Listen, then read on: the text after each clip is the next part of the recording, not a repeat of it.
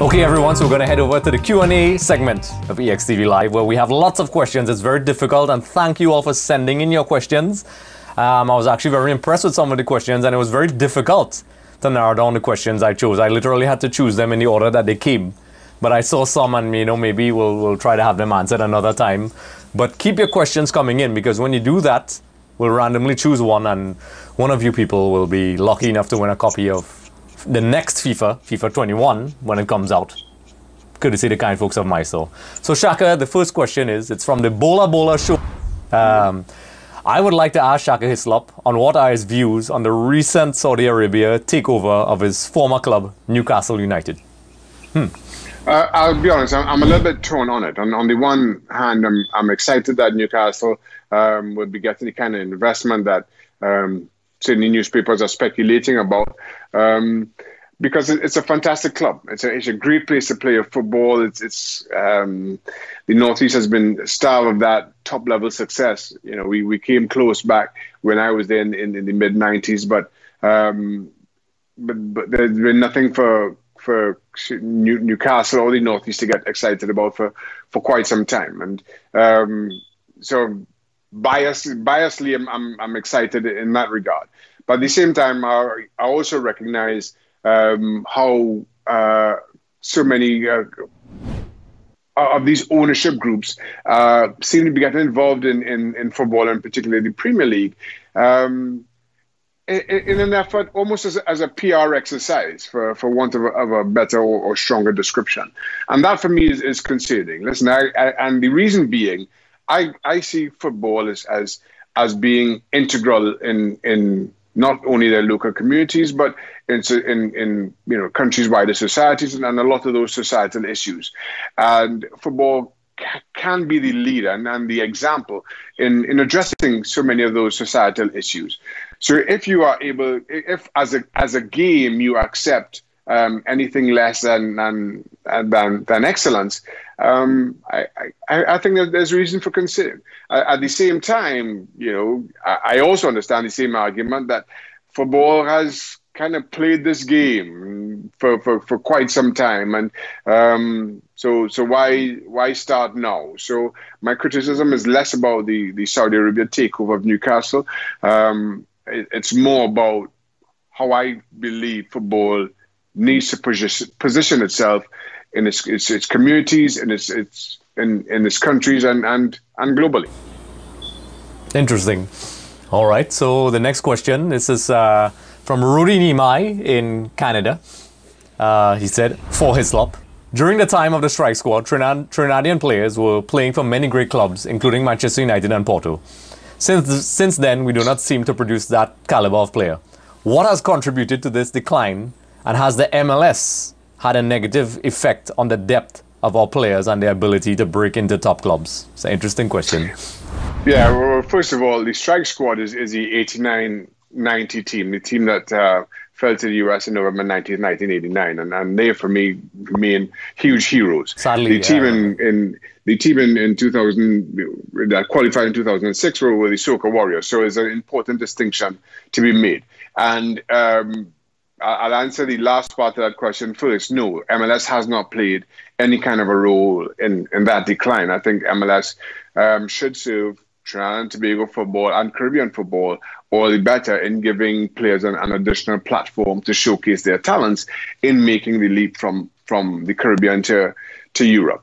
But our decline is a little bit of a catch-22 in that to get work permits to play in some of the larger leagues in Europe, and we'll use England here because the question mentioned Manchester United and that 2005-2016 had so many of us playing in England at the time at different levels. But you have to your nation has to be ranked in the top 70 of the world, which Trinidad and Tobago has not been for the last couple of years. So our players haven't been able to get work permits because of our nation's FIFA rankings, and we haven't been able to force our way up those rankings because we don't have players playing at the highest league that we once did. So, like I say, it's we found ourselves very much in a catch-22 there. I always believe that our football goes as our leadership does. And while our leadership continues to flounder as it has, and we've spoken before about it in the last 4 years, we plummeted from 49 to, I think last comp we were 105 or 106, something of the sort. We floundered, and that in a relatively short space of time in 4 years. That has as much to do with our FIFA ranking and how poor football has been as anything. The sooner we get our football back on a level footing, the sooner we get true visionaries and true leadership in the doors of the TTFA, the sooner we'll see ourselves climb those rankings and again, maybe be a force to be reckoned with at the very least regionally. Yep, and speaking to a lot of the younger audience, the familiarity with how transfers work, it's not as simple as players. Oh, he's good. Well, we'll take him. That's the perception. They don't understand the criteria and the intricacies of player selection is quite difficult. And your era going backwards was definitely a golden era. Because, there were lots of guys, yourself, people speak about the Dwight Yorks and the Russell Atterbys and yourself, but there were the Anthony Rogers and, the Brent Sanchos and the Dennis Lawrences and many others. There were a lot. When you go into the FIFA game, which I played back then, there were so many Trinidad and Tobago players that it was, my brother and I made a Trinidad and Tobago squad way back in 1998, before there was a Trinidad in FIFA. We added you guys. It was hilarious. I'll actually see fans. I'll dig up the archives. Hislop is in that team, and Arnold Dwarka and those guys. I'll try to do that. I was just inspired. But oftentimes, back to the topic, they don't understand, the criteria involved. They think it's just okay. Why are clubs not signing us? And it's sometimes it's important for them to understand. When players have to go there, there's certain international requirements, the ranking that you mentioned, and those things are a lot of factors, and the odds are against us right now in terms of those things. So without question, you're right. Yeah, so that could be an entire topic by itself, an entire show. So the next question, this is from Javon Charles, aka Slick, City Slicker. He's actually an esports player. He represented Trinidad and Tobago. I recognize that name immediately at the Copa America Online, which is, congratulations, Javon. His question is very simple. Who is your favorite player? My favorite player right now? He didn't specify, but I mean, you could, all time or whatever. Favorite player. My favorite player right now is Lionel Messi. I don't think there's another talent like him. So just in terms of his ability, his the way he affects games, for me, he's second to none. I also think we're living through a very unique time where we have two players of the quality of Messi and Ronaldo, and doing the kind of things that they've done. I don't think the game has seen a time where two players have stood head and shoulders above everybody else, and for the time that they have, like we have right now. Unfortunately, we somehow got ourselves, rather than appreciating those talents for what they are, it's become, a contentious issue. You can only choose one or the other. And if I like Lionel Messi, that means I hate Ronaldo, which is for me, is as a football fan, first and foremost, is the most preposterous thing I have ever heard. And I'm amazed that whenever I hear those discussions. Probably one of my favorite players of recent time is Zinedine Zidane. He's a player I absolutely loved, and I was honored to see him play in the 2006 World Cup final. We all know how that ended for not just France, but for Zidane. Ultimately, his last game in top level football. But I don't think the game has seen anybody as graceful, and particularly for somebody as tall as he was. I would pay money to see Zidane run in a straight line with no football involved, and still remains one of my favorite players to watch of all time. Yeah, it's very hard to disagree with your choices. I feel a little left out. The fans are not asking me who my favorite player is. But I'll ask then, who's your favorite player? Oh wow, you see, this is why we bring Shaka on the show. Shaka is a good guy. He felt sorry and he asked me a question. It's hard to disagree with your, because right now it's Leo Messi. I mean, it's really hard to disagree. Believe it or not, my favorite player is Javier Zanetti from Inter Milan. Right, okay. You know, he's a solid wingback. I base my style of play after him. His character is impeccable, which is something, you know, it's very hard to find in football. You know, this is a guy, he's a perfect example, a perfect role model, like yourself. You know, and not just, you know, from his behavior, but, you know, physically. He's a player that, you know, I try to mimic, not just in his footballing attributes, but, you know, his charitable work. Much like yourself, you know, you were involved in the show Racism, the Red Card. He has the Pupi Foundation, PUPI, which helps a lot of kids and so on. So, you know, amazing player. He was impossible to dispossess. You know, he was, I think, still a bit, you know, if you ask footballers, they would definitely agree. But I still think he was a bit underrated, you know, when people speak about right backs and so on. Absolutely, you know, they speak about Cafu and so on, he's very good, don't get me wrong. So Zanetti was my favorite one. So, you know, I appreciate Shaka, you asking me that question. I feel really good. I'll take that as my birthday present. My birthday was a couple days ago. So the next question is from Sivan John. And it's very specific to Trinidad and Tobago football. You are part of the golden generation. Seems like a recurring theme. So people, you know, the strike squad was very good as well. But, you know, from the global scale, people remember the World Cup team. But anyway. Hey Shaka, I'm Sivan of the Bola Bola show from Malaysia. Now, as part of the Trinidad and Tobago's golden generation, you were there in Germany 2006. I just wanted to ask you, what was the thought going through your head before taking on the field in the first game against Sweden? And of course, what was your feeling like right after when the referee blew the final whistle as the Soccer Warriors clinched an historical first point at the World Cup? Thank you. Wow. I mean, it was incredible. You know, as I keep saying, I'm a fan first. I was a fan before I represented Trinidad and Tobago, and I continue to be a fan long after I hung up my gloves. I also remember quite vividly in November 1989 when we lost to the US and didn't qualify, and I say unashamedly I shed tears. And I didn't think I'd see Trinidad and Tobago qualify for a World Cup. I thought that was as good as it was going to get, and that false dawn kind of made me believe that the dawn would never come. So to be involved in a team that did eventually qualify, both from a fan and a player's perspective, was beyond my wildest dreams. And it was an honor like I simply cannot describe. And then to represent Trinidad and Tobago at our first World Cup game against Sweden, June 10th, 2006, again, was an honor. And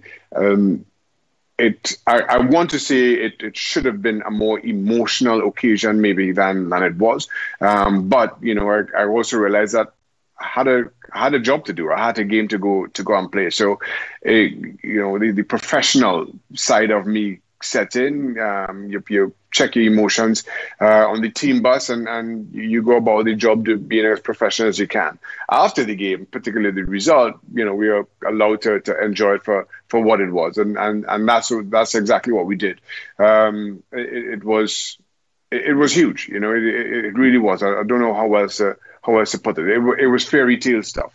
And one that I still look back on with in that vein, that this was a storybook. It didn't really happen. And then there's so many stories. We even spoke about it before about the injury to Kelvin Jack, and you had to step in. At the last moment. I remember experiencing this as a fan. That was the only time when I met you and got the autograph. Not too obvious in the qualifying campaign. I can't forget that story, as you can tell. But being a fan and seeing the performance, because I remember when we saw the team sheet. I was looking at the game with my parents. It was such a big deal. My entire family was there. So Stephen, right. It was a big deal for Trinidad and Tobago. It was one of the few times Trinidad and Tobago was unified. It was paw raising. Even Terry Fenwick said the same thing. Yeah. That everything else was secondary at that one point in time. It shows you how powerful sport is and what you all achieved. And then, seeing that performance, I remember seeing the team sheets, and I used to pride myself on knowing starting lineup. So obviously I got that one wrong. I had Kelvin Jack, and then I saw Shaka Hislop, and I was like, oh wow, okay. I hope he's ready, and I started to freak out, and then save after save. And guys, Zlatan Ibrahimovic, Henrik Larsson, Freddie Ljungberg, and all those guys were on that team. So Zlatan, Mr. I am Zlatan, could never say he scored on Trinidad and Tobago and no Shaka Hislop. That should be a meme, Shaka. What do you think about that?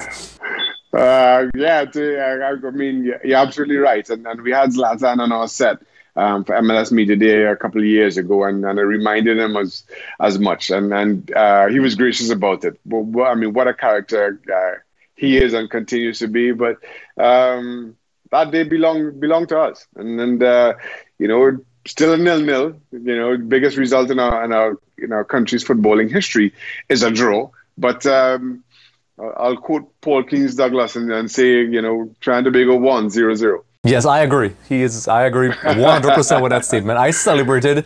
I took off my jersey that I spent all my money on, my Sooklal Warriors jersey. I think it was an Adidas, and ran out the house. And I was like, because, at the end of the day, it was a lot of teams made their debut at the World Cup from the CONCACAF region. I think it was Honduras at the last World Cup. And, we saw what happened. They got, trashed. And, I'm not diminishing Honduras in any way, but I'm just saying it's not an easy thing to do, and people who trivialize it shouldn't. It was an amazing achievement against a very strong team. And, if things went a different way, we could have even made it out of the group. We all know about the Peter Crouch incident and so on. So, Sivan, Correct. This was an exciting time for us. You won't even imagine. I can't even imagine what it was like for Shaka, experiencing it firsthand. It was, I get excited just hearing Shaka talking about it. But this conversation has given me an idea. I am definitely, and I'm going to put it on the EXTV Media website. Zlatan didn't score on me, and I'm going to have Shaka on the jersey, and I'll send it to Shaka. That's my gift to Shaka. So that's definitely something not much people can boast about. Let's be honest. And Shaka is a humble guy. He's not going to boast about it. So I'll do the boasting for him. So Shaka, it's we have lots of questions. We have one last question, and his username is hilarious. Trini Shotcaller 1998. Interesting name. Okay. He said, I read that you played indoor or futsal. Is this true? Not really. I played indoor a couple of. I never played futsal. My kids play futsal now, and it's a game that's brand new to me. But when I was graduating from university back in 1992, the US did not have Major League Soccer as it does now. That was started in 96. They did have a professional indoor league though, and there was an indoor draft. When I was leaving Howard, I got invited to that indoor draft and played in what was called the Senior Bowl. It was hosted in Baltimore at the time, which was a short bus ride from Washington, D.C. and Howard University, where I went to school. Had it been anywhere else, I probably wouldn't have been able to go. And I was drafted by the Baltimore Blast, the local indoor team. Even though I told them that I had no intention of playing indoor, I wanted to give the outdoor game a try, and it's still trying to figure out how I was going to get to England. But anyway, Baltimore Blast drafted me, and then that summer of '92, they were going to England to play a couple of exhibition games against Aston Villa, as it happened, who had signed Dwight York a couple of years before. So it was a good opportunity for me to meet up with Dwight again. Dwight and I grew up playing football together. I've known Dwight since I was 10 years old. He's a couple of years younger than I was. I'd spoken about Bertil Sinclair and given me my first chance at youth international football as a 10-year-old. And that was alongside Dwight York. So anyway, I went and I played these two games with Baltimore Blast against Aston Villa. I got man of the match, certainly in one game. I can't remember if I got it in the second. And that's where a Reading scout spotted me playing that indoor game, those indoor exhibition games. So, I'll answer the question in saying, yes, I played indoor a couple of times, but, that was just a one-off, way back in '92, and haven't really played, other than just for fun, but I haven't played any serious indoor football since. Okay, well, it's interesting because he got a double bonus with this answer, because you got the origin story in a lot of ways of Shaka, how he was discovered. So you got a bonus there, shot caller. So you got a 2-in-1 answer. I love that name, makes me laugh. So Shaka, that was an interesting response, because futsal, Constantine Coney was appointed. Very nice guy, very open-minded, exciting. He hasn't gotten a chance to really test himself because of the COVID virus and all the stuff we spoke about before. But it's interesting because a lot of kids have been interacting with me through the futsal team. So this is interesting for them to know that it's an avenue as well, and not just the traditional game. So it is helpful that they know this particular thing. Absolutely, yeah. I mean, like I said, I've got a couple of kids who play, and I also recognize, in the off season they play futsal, and I live up in the northeast of the US, so winters you can't play outdoors, so they play indoors. I also recognize how their game improves by playing futsal. Their close contact, their passing, short passing, their movement, their foot skills. The game improves them a lot, but again, there are two different schools of thinking in terms of futsal.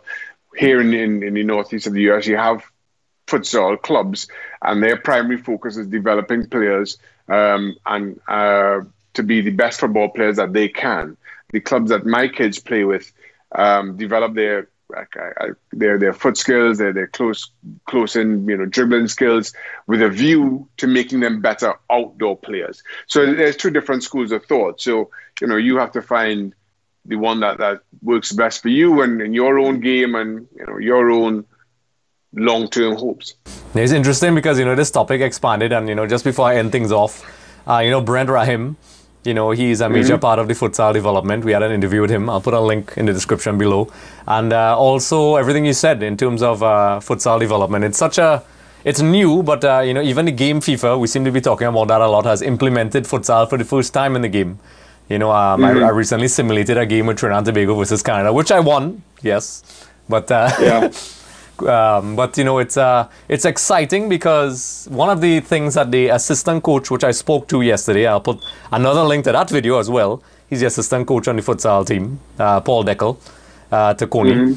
He spoke about the technique, how it's different, how it helps develop players, and just echoing what you're saying. It's a stepping board, because some of the pro league players and the national players were interested in playing, and it's very exciting because they spoke about the need for development in Trinidad and Tobago, and probably, we call it small goal here, as you know, but it's not really that. It's a bigger goal. It's different. The rules are different. But the implementation of futsal, we're living in an exciting time. I think once this COVID pandemic goes away, hopefully soon, we'll see an exciting rise in futsal. And we, up until the COVID-19 virus, we were heading to qualifiers, and it seemed to me, we had a very realistic chance. You don't see that often of, possibly making it to the Futsal World Cup. So it's an exciting time, and also in the game as well. So that's a topic for another time. And, we'll definitely, we answered a lot of questions. I'm sorry, folks, we couldn't answer them all. Please feel free to leave comments in the comment section below. Ask questions, give comments, give suggestions, support us. We read and respond to every single one. Yes, I do. So don't forget to like and subscribe. Follow us on Instagram, YouTube, Twitter, and all the social media that we have out there. And Shaka, it's always a pleasure to have you here every single time. We always learn something new about you. And, it's, as I said, and I will always say it, you represent Trinidad and Tobago really well. And it's always an honor to have you on our show. Thank you. Always good to be here. All right. So, folks, as I said for the millionth time, don't forget to like and subscribe. Be sure to follow us. We have lots of videos. We have Kenwin Jones coming up next in our next episode, so be sure to subscribe and check that out. We had a recent discussion with the national assistant futsal coach Paul Deckel and many others. So thank you for watching us and keep supporting. Just a reminder, everyone, for more episodes, be sure to head over to our YouTube channel. Also, don't forget to subscribe for more updates, interviews, and content.